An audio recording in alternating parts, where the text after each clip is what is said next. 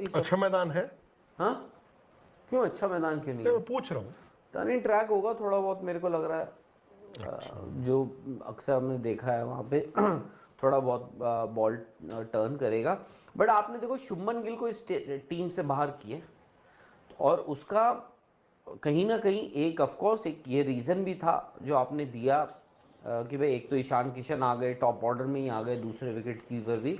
दूसरा, I don't think कि आप ये चाहते थे, क्योंकि शुभमन गिल के भी उस वक्त रन नहीं आ रहे थे कि आपके टॉप 4 में से आपके 2 बैट्समैन जो हैं वो बिना रनों के जाए इस वर्ल्ड कप में, इस T20 वर्ल्ड कप में। तो आपने शुभमन गिल को बाहर कर दिया, संजू से आपने कहा आप ओपन कीजिए। अब आप ईशान किशन को लेकर आए हैं। वी होप कि तिलक वर्मा जो हैं वो ठीक हो जाते हैं और वापस आ जाते हैं।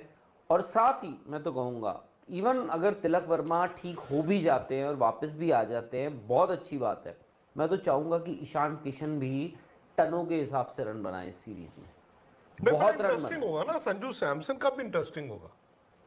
संजू का भी जो 2024 गया और 25 अचानक से ऑपोजिट था उसका ना। 24 तो उन्होंने बुलंदियां देखी हैं, और 24 में और 25 में तो यार आपने हाल देख ही लिया।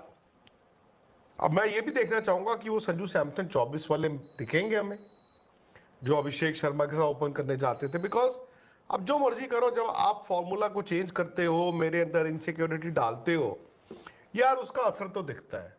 अब मुझे नहीं पता कि अब ये लोग सब वहां पहुंचे हैं। संजू सैमसन को आज मैं देख रहा था, गौतम कुछ बात कर रहे थे। लंबी बात हुई है। हाँ, क्या ये मतलब आप बता दिया है कि यार जो मर्जी हो, ईशान किशन जो मर्जी करे, आप जो मर्जी करो, 5 मैचों में आप हो वर्ल्ड कप के ओपनर? या फिर बात वहीं आ जाती है कि यार रन बनाने पड़ेंगे? रन तो बनाने ही नहीं, पड़ेंगे। रन तो मैं भी जानता हूं बनाने पड़ेंगे, बट फिर वो जब ये कहा जाता है भाई, एक बंदे की एक जो सिक्योरिटी की आप बात करते हो कि यार तू टेंशन ना कर, तू अपने रन बना। एक होता है यार रन बनाने पड़ेंगे, एज इन बनाओगे तो खेलोगे। मैं वो माइंडसेट जानना नहीं, चाहता आपने देखो एक चीज ये करी है आपने, अगर आप जितेश शर्मा इस टीम में होते हूं। तो फिर तो आपको भी पता है कि आपका ओपनर, आप क्योंकि आपके पास ऑप्शन ही एक रह गया था, संजू सैमसन। आपके पास ऑप्शन ही एक रह गया था। एक ईशान किशन भी है। नहीं, अब क्योंकि अब आपने ईशान किशन रख लिया है, मैं इसीलिए कह रहा हूं कि अगर ईशान किशन के रन आते हैं, अच्छे रन आते हैं, और मैचेस भी आपने इंडिया में ही खेलने हैं, तो ऐसा नहीं है कि ईशान किशन सिर्फ तिलक वर्मा के साथ compete कर रहे होंगे, वो संजू के साथ भी compete कर रहे होंगे। एंड आई होप संजू के रन आए, मैं तो चाहूंगा यार संजू के रन आए, हर कोई चाहेगा। आप और आपके फर्स्ट चॉइस ओपनर इस वक्त तो वही हैं। देखो पहले तक क्या था, संजू सैमसन एक इनसिक्योरिटी में थे कि यार मतलब आज मैं 7 खेल रहा हूँ, आज मैं 6 खेल रहा हूँ, आज मैं 5 खेल रहा हूँ, आज मैं 3 खेल रहा हूँ, आज मैं पता नहीं किस पोजीशन में खेल रहा हूँ, चलो आज मैं बाहर बैठा हूँ, फिर ये वो सब कुछ था, वो एक इनसिक्योरिटी थी। अब ऐसा भी नहीं कि आपने उनको एक पूरा एक ब्लैंक पेपर दे दिए कि जो मर्जी करो। No, he will also be जज बॉस। शुभमन गिल बाहर हुए, एक यशस्वी जायसवाल नाम का भी है जिसको जगह नहीं मिली है टीम में, फिर एक ईशान किशन है जिसने लंबी छलांग मारी है। सो 5 मैचेस ना कभी कभार बहुत लंबे भी हो जाते हैं। और आपको याद होगा संजू के लिए ना, मुझे लगता है कि संजू के लिए जो उल्टा टाइम, जैसे आपने कहा 24 तो यार क्या जा रहा था, उनका उल्टा टाइम शुरू हुआ वो इंग्लैंड सीरीज से जो हमने घर पे खेली थी, जहां पे उनको शॉर्ट बॉल ने बड़ा तंग किया, एक्सप्रेस पेस के साथ जो शॉर्ट बॉल आ रही थी। हाँ, जोफ्रा आर्चर थे, उनको बड़ा था वहां से। थोड़ा मुझे लगता है उनका उल्टा टाइम शुरू हुआ उस वक्त। But now again is good time is back and I hope कि वो रन बनाए, बट उनके पास भी ब्लैंक चेक नहीं होगा। तो सर क्या मतलब इसमें ये भी हो सकता है ना सर कि क्या पता संजू सैमसन को ये बात तो अच्छे से। अस्सलामुअलैकुम दोस्तों, जैसा कि आप जानते हैं कि इंडिया वर्सेस साउथ अफ्रीका की ओडीआई सीरीज़ चल रही हैं।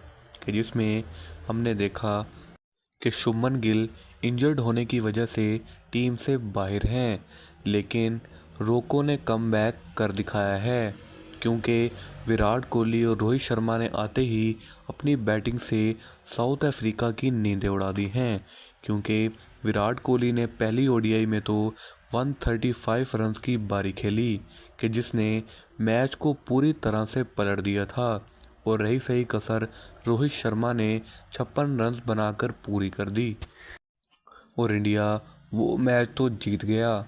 लेकिन सेकंड ओडीआई में विराट ने फिर से सेंचुरी लगाई, लेकिन उसके साथ साथ ऋतुराज गायकवाड़ ने भी 105 रन्स की बारी खेली, लेकिन इसके बावजूद भी साउथ अफ्रीका ये मैच हार गया। अब इसमें गलती किसकी है? क्या ये सब ब्लेम हम गौतम गंभीर पर डालेंगे या फिर बैट्समैन पर?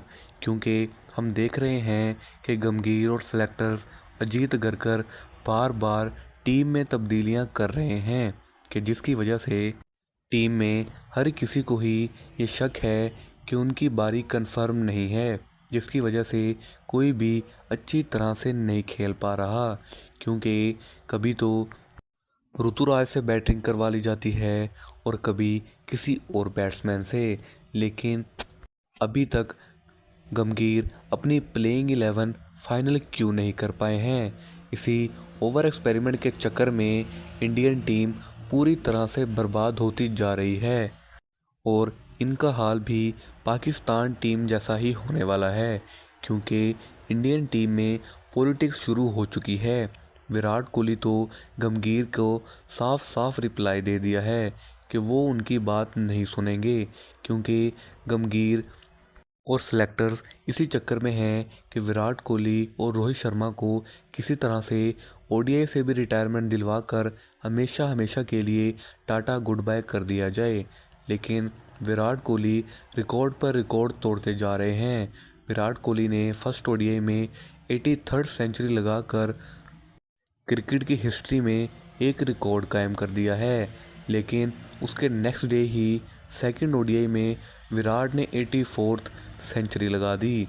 अब हो सकता है कि विराट क्रिकेट की हिस्ट्री के वाहिद ऐसे प्लेयर हों कि जिन्होंने 100 इंटरनेशनल सेंचुरीज लगाई हों, क्योंकि आज तक 90s की क्रिकेट से देखें तो कोई भी इतनी ज़्यादा इंटरनेशनल सेंचुरीज नहीं लगा पाया।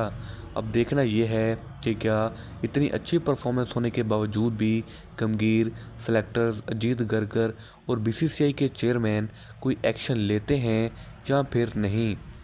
क्रिकेट के रिलेटेड अपडेट जानने के लिए हमारे साथ जुड़े रहिए। मिलते हैं अगली वीडियो में, तब तक के लिए अल्लाह हाफिज़।